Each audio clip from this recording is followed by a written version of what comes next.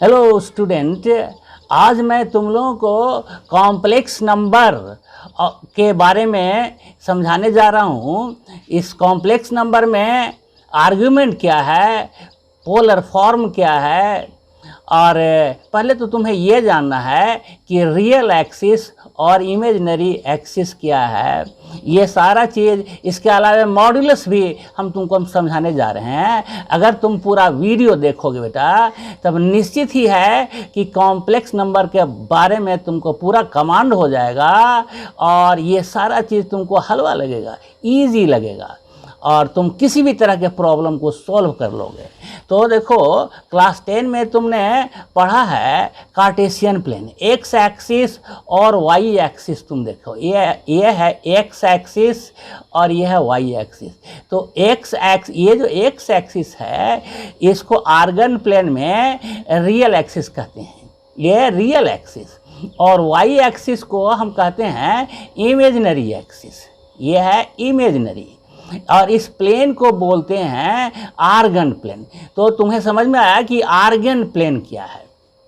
तो argon plane में भी ये first quadrant, second quadrant, third quadrant और फोर्थ क्वाड्रेंट है। ये फोर्थ क्वाड्रेंट है। अगर वो कॉम्प्लेक्स नंबर फर्स्ट क्वाड्रेंट में है, ये किसी पॉइंट से रिप्रेजेंट कर रहे हैं, तो ये फर्स्ट क्वाड्रेंट में जो हमने दिखा रहे हैं, ये Z1 है, कॉम्प्लेक्स नंबर Z1 है। इसका रियल पार्ट देखो, ये 5 है और इमेजिनरी पार्ट 3 है। मतलब Z1 is equal to 5 plus 3 iota. इसका मतलब समझो कि इस पॉइंट का परपेंडिकुलर डिस्टेंस रियल एक्सिस से जो है वो इमेजिनरी एक्सिस है। ये इमेजिनरी एक्सिस में ये 3 आयोटा है, ये 3 आयोटा है। इसको यहाँ पर हम देखेंगे तो ये भी है 3 आयोटा। लेकिन ये रियल पार्ट में डिस्टेंस, इस पॉइंट का डिस्टेंस इमेजिनरी एक्सिस से जो होता है वो रियल पार्ट कहलाता है। ये रियल पार्ट में ये डिस्टेंस आएगा। या यहाँ से अगर देखें perpendicular distance from imaginary axis, ये डिस्टेंस आपको रियल पार्ट हुआ। अगर हम दूसरा कॉम्प्लेक्स नंबर लेते हैं, वो Z2 यहाँ पर ले रहे हैं सेकेंड क्वाड्रेंट में। इसमें एक एग्जांपल ले रहे हैं Z2 complex number -3 plus 2 iota. इसमें देखिए रियल पार्ट नेगेटिव होगा क्योंकि ये सेकेंड क्वाड्रेंट में है, ऑरिजिन से लेफ्ट साइड में है। लेकिन इमेजिनरी पार्ट सेम होगा, माने 2i। इमेजिनरी पार्ट ये डिस्टेंस होगा, ये डिस्टेंस देखिए, ये डिस्टेंस होगा इमेजिनरी पार्ट। मतलब इमेजिनरी पार्ट ये हुआ, ये 2 को रिप्रेजेंट कर रहा है जो आयोटा के साथ है। अब ये देखिए, एक तीसरा कॉम्प्लेक्स नंबर ले रहे हैं, उसको हम मानते हैं कि ये Z3 है। तो Z3 में एक एग्जांपल ले रहे हैं -1 प्लस -1 आयोटा। क्योंकि देखिए real part left side of origin है, तो ये जब भी होगा तो नेगेटिव ही होगा। मतलब रियल पार्ट नेगेटिव होगा और इमेजिनरी पार्ट भी नेगेटिव होगा क्योंकि ये बिलो ऑरिजिन है, मतलब रियल एक्सिस से नीचे में है। अब देखिए फोर्थ क्वाड्रेंट में हम एक कॉम्प्लेक्स नंबर लेते हैं, हम मानते हैं कि वो Z4 है। तो Z4 के लिए हम 4 प्लस -2i ले रहे हैं। तो रियल पार्ट तो पॉजिटिव होगा क्योंकि राइट ऑफ इमेजिनरी एक्सिस के राइट तरफ में है, ये पॉजिटिव होगा। लेकिन इमेजिनरी पार्ट नेगेटिव होगा, इसलिए यहाँ हमने -2 आयोटा लिया है। अब हम आगे बढ़ते हैं और देखते हैं। अब हम आप लोगों को ये समझाएंगे कि मॉड्यूलस और आर्ग्यूमेंट क्या होता है। मॉड्यूलस देखिए, मॉड का यहाँ मीनिंग है मॉड्यूलस से है, और ये मॉड्यूलस क्या होता है? कोई कॉम्प्लेक्स नंबर का पॉइंट है जिसको हम Z से रिप्रेजेंट करते हैं, x प्लस आयोटा i। तो ये इस पॉइंट का एक्स एक्सिस से जो परपेंडिकुलर डिस्टेंस है, ये y है। मतलब इमेजिनरी पार्ट y हुआ यहाँ। अब ये देखिए, ये पॉइंट का डिस्टेंस ओरिजिन से जो डिस्टेंस है इसको बोलते हैं मॉड्यूलस। इस डिस्टेंस को यानी यदि ये पॉइंट P है, मान लो कि ये पॉइंट P है, ये पॉइंट P है, तो OP रिप्रेजेंट करेगा, ये OP रिप्रेजेंट करेगा, ये OP रिप्रेजेंट करेगा मॉड्यूलस ऑफ Z को, ये रिप्रेजेंट करेगा मॉड्यूलस ऑफ Z को, ऐसे लिखते हैं मॉड्यूलस ऑफ Z। तो ये मॉड्यूलस ऑफ Z कैसे निकालते हैं? मॉड्यूलस ऑफ Z OP है। अब मान लिया ये मॉड्यूलस ऑफ Z को हम R समझते हैं, ये R है। मॉड्यूलस ऑफ Z एक्चुअली है क्या? ये डिस्टेंस है from origin to the point of complex number, ये डिस्टेंस है, इसको हम इन जनरल R से रिप्रेजेंट करते हैं। तो मॉड्यूलस ऑफ कॉम्प्लेक्स नंबर ये R से रिप्रेजेंट किया गया। ये कैसे निकलता है ये तुमको हम दिखा रहे हैं। R square is equal to x square plus y square. R square is equal to, ये देखिए पाइथागोरस थ्योरम में क्या देखे हैं, ये देखिए R स्क्वायर, हाइपोटेनस का square is equal to this square plus this square, यानी x square plus y square. तो R का वैल्यू जो निकलता है, ये R का जो वैल्यू निकलेगा वो square root of x square plus y square से निकलेगा, x square plus y square.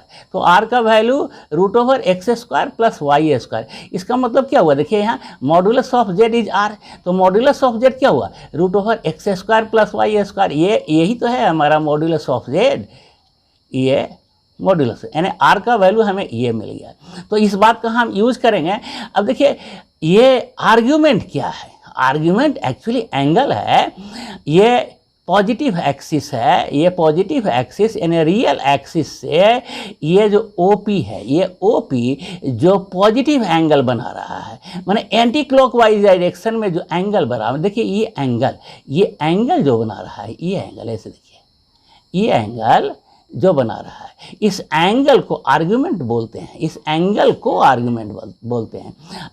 मतलब अगर ये P पॉइंट रियल एक्सिस पर होगा, इसका मतलब इमेजिनरी पार्ट इसका 0 हो जाएगा। लेकिन ये ऊपर उठा, यानी फर्स्ट क्वाड्रेंट में ऊपर गया, एंगल बनाया, पॉजिटिव एंगल, पॉजिटिव एक्सिस से जो एंगल बना रहा है, ये थीटा एंगल बना रहा है। तो एक बात और हम आप लोगों को समझाना चाहें कि ये थीटा कहाँ से कहाँ तक रहेगा। ये थीटा यानी आर्गूमेंट जो होगा वो छोटा होगा या इक्वल होगा पाई के, या ये पाई के, और ये जब भी होगा तो पाई से बड़ा होगा। मतलब थीटा लाइज बिटवीन पाई, ये माइनस पाई से ये थीटा बड़ा होगा और प्लस पाई से छोटा होगा या इक्वल होगा। ये तुमको यहाँ पर समझाया गया है। मतलब argument of Z is greater than minus pi and less और इक्वल टू पाई। तो यहाँ देखिए आपने क्या सीखा है ट्रिग्नोमेट्री में कि टैन थीटा, आप सीखे हैं कि tan theta is equal to perpendicular by base, यानी वाई बाई एक्स आप जानते हो।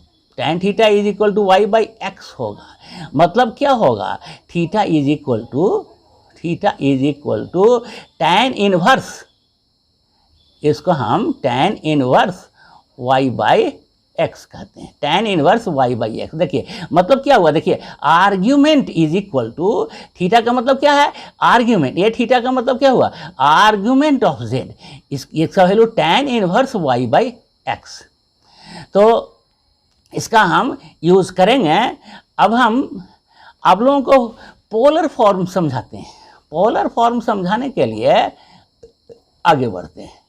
देखिए कोई पॉइंट है हमारा जो कॉम्प्लेक्स नंबर को रिप्रेजेंट कर रहा है, वो कॉम्प्लेक्स नंबर Z है। Z is equal to x plus iota y लिखते हैं।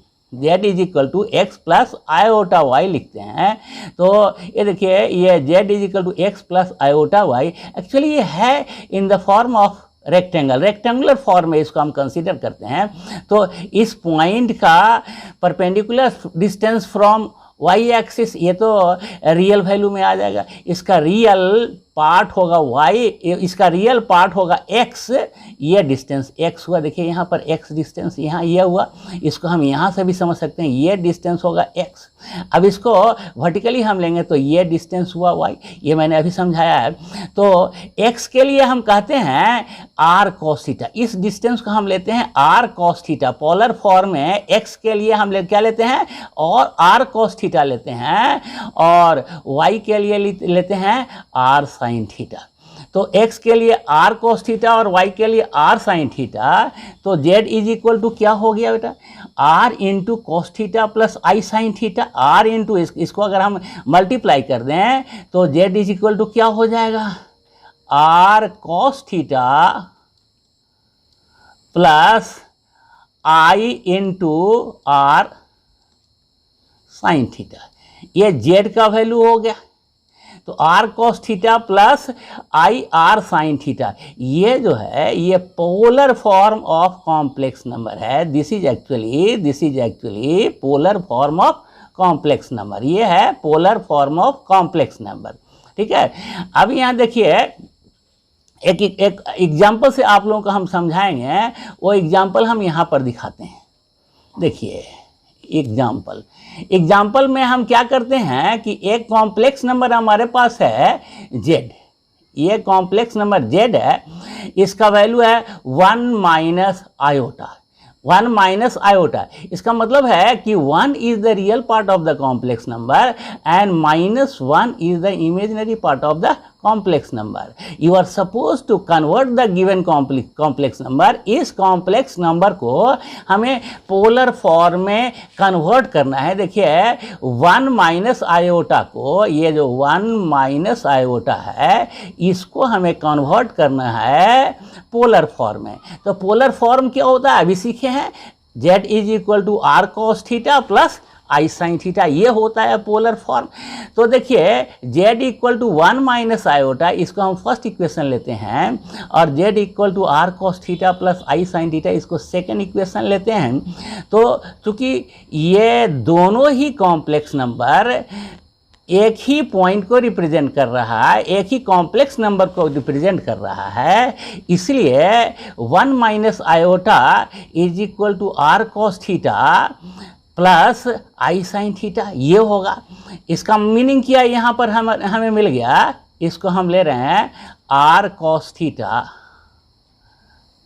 Plus i r sin theta, मतलब real part r cos theta है राइट साइड में, और इसमें रियल पार्ट क्या है 1 है। जब हम कंपेयर करेंगे तो रियल पार्ट इक्वल होगा इधर के रियल पार्ट से, और imaginary part r sin theta है, और इसमें इमेजिनरी पार्ट कितना है -1 है। मतलब ये real part r cos theta equal हो जाएगा 1 के, और imaginary part r sin theta equal हो जाएगा -1 के। अगर इसको हम थर्ड इक्वेशन कहें, ये देखिए ये थर्ड इक्वेशन, और इसको हम फोर्थ इक्वेशन कहें, अगर इक्वेशन थर्ड को और फोर्थ को दोनों को स्क्वायर कर दिया जाए तो क्या हो जाएगा, r square cos square theta, और इसमें हो जाएगा r square sine square theta. तो r square cos square theta और r square sine square theta, इसमें हो जाएगा r square cos square theta, और 1 का स्क्वायर हो जाएगा 1, और इसमें हो जाएगा r square sine square theta, और 1 का स्क्वायर हो जाएगा -1 का स्क्वायर हो जाएगा -1। अब इसको दोनों को हम अगर थर्ड और फोर्थ को स्क्वायर करने के बाद, ये देखिए यहाँ थर्ड है, ये थर्ड है, और ये फोर्थ है, ये दोनों को स्क्वायर करने के बाद अगर हम जोड़ देंगे तो हमें क्या मिलेगा, ये जोड़ करके ऐड करके हम आप लोगों को दिखाते हैं, इसमें ऐड करके दिखाते हैं। तो इसमें ऐड करने के बाद हमें क्या मिलेगा, सो देखिए ये हो जाएगा r square cos square theta, r square cos square theta, r square cos square theta is equal to 1 हो जाएगा, और r square sine square theta is equal to -1 हो जाएगा, ये हो जाएगा। तो cos square theta is equal to हो जाएगा 1 by r square, 1/r², cos square theta is equal to हो जाएगा 1/r², और यहाँ से आ जाएगा sine square theta is equal to -1/r²। तो एक चीज़ आप लोग समझ लो, इस इक्वेशन में हमने क्या देखा है, इस इक्वेशन में हमने इसमें देखा है 1 - i, कॉम्प्लेक्स नंबर को क्या देखा है 1 - i। इसका मॉड्यूलस हम r निकाल के देखें तो √1² प्लस -1 का होल स्क्वायर, यानी r का वैल्यू हमने √2 देखा है। इस चीज़ को हमने समझ लिया है कि r का वैल्यू √2 आ जाएगा। तो r का वैल्यू हम √2 लिख देंगे तो क्या हो जाएगा, cos square theta is equal to 1/√2 का स्क्वायर, 1/√2 का स्क्वायर, यानी ये हो जाएगा 1/2, यानी कॉस थीटा का जो वैल्यू आएगा प्लस माइनस 1/√2 ये आ जाएगा।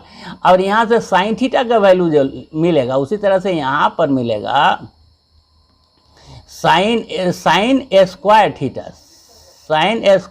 इज इक्वल टू 1/√2 का होल स्क्वायर, यानी 1/2 आ जाएगा। यानी साइन थीटा का जो वैल्यू आएगा √1 या इसको हम लिखेंगे तो √1/2 का मीनिंग हो गया 1/√2। तो ये भी होगा प्लस और माइनस में। अब ये देखिए कन्वेंशनली r का जो वैल्यू होता है, conventionally r is greater than 1, r is greater than 0, r is greater than 0। r जब भी होता है तो 0 से बड़ा होगा, कभी भी कोई डिस्टेंस 0 से छोटा नहीं हो सकता है। इसलिए तुम्हें क्या मिल रहा है कॉस थीटा, इसलिए थीटा का वैल्यू यहाँ पर पॉजिटिव होगा। कॉस थीटा क्या होगा, पॉजिटिव होगा।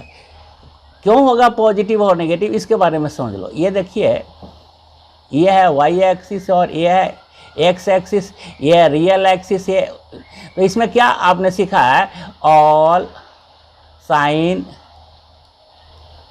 tan cos, मतलब ऐड शुगर टू कॉफी। ये आप ट्रिग्नोमेट्री में सीख चुके हो कि सारे ट्रिग्नोमेट्रिकल रेशियो पॉजिटिव होता है फर्स्ट क्वाड्रेंट में, सेकंड क्वाड्रेंट में सिर्फ साइन पॉजिटिव होता है, थर्ड में सिर्फ tan और पॉजिटिव होता है कॉस फोर्थ में। तो यहाँ पर हमारा साइन कॉस पॉजिटिव होगा, कॉस पॉजिटिव होगा और साइन का वैल्यू निगेटिव हो जाएगा, क्योंकि r का वैल्यू हमारा क्या आया है √2 cos theta is equal to √2 cos theta is equal to आएगा √2 cos theta is equal to आ जाएगा 1/√2 1। तो cos theta is equal to 1/√2, cos theta is equal to cos theta is equal to 1/√2, ये positive है। और यहाँ sine theta is equal to -1/√2 हो जाएगा, क्योंकि ये इसका इमेजिनरी पार्ट नेगेटिव है, इसलिए साइन थीटा नेगेटिव है और कॉस थीटा पॉजिटिव है। तो साइन थीटा नेगेटिव और कॉस थीटा पॉजिटिव ये फोर्थ क्वाड्रेंट में होता है, ये फोर्थ क्वाड्रेंट में होता है। तो थीटा लाइज इन, तो यहाँ लिख सकते हैं theta lies in fourth quadrant, ये थीटा फोर्थ क्वाड्रेंट में पड़ेगा। इसका मतलब है थीटा का जो वैल्यू होगा वो -π/4 होगा, वो थीटा का वैल्यू होगा -π/4।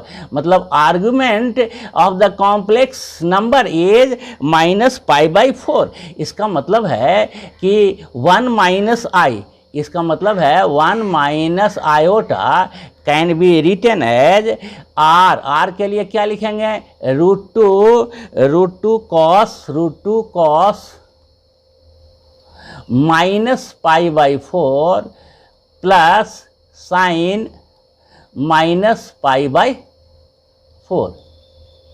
तो हमने इस कॉम्प्लेक्स नंबर 1 - iota को कन्वर्ट कर दिया पोलर फॉर्म में, ये क्या है √2 तो हम ब्रैकेट के बाहर लिए हुए हैं, ये है ना √2 cos थीटा और √2 sin थीटा। थीटा के लिए मैंने यूज़ किया -π/4 का, क्योंकि इसका वैल्यू नेगेटिव होगा, क्योंकि ये थीटा यहाँ पर है, फोर्थ क्वाड्रेंट में है, ये नेगेटिव होगा। क्लॉकवाइज डायरेक्शन में यहाँ पर थीटा है हमारा, इसलिए ये π/4 नेगेटिव होगा। और cos 1/√2 का मतलब होता है cos π/4, लेकिन ये π/4 तो नेगेटिव है, इसलिए cos -π/4 लिया जाएगा और sin -π/4 लिया जाएगा। इसके बाद हम आप लोगों को नेक्स्ट वीडियो में NCERT के एक्सरसाइज के कुछ डिफ़िकल्ट क्वेश्चन को हम तुम लोगों को समझाएंगे। अगर तुम लोग पूरा वीडियो देखेगा तो अच्छी तरह से समझ में आ जाएगा। और अगर तुमने मेरा वीडियो पहला बार देखा है तो इसको सब्सक्राइब ज़रूर करोगे और शेयर करना नहीं भूलोगे। नेक्स्ट वीडियो में मैं कॉम्प्लेक्स नंबर का कुछ वैसा चीज़ बताऊंगा जो तुम्हारे लिए काफ़ी यूजफुल होगा और कंपटीशन पॉइंट ऑफ व्यू से भी बहुत ज़्यादा इम्पोर्टेंट होगा। इसलिए आज के वीडियो में सिर्फ इतना ही। अब इंतज़ार करोगे नेक्स्ट वीडियो के लिए।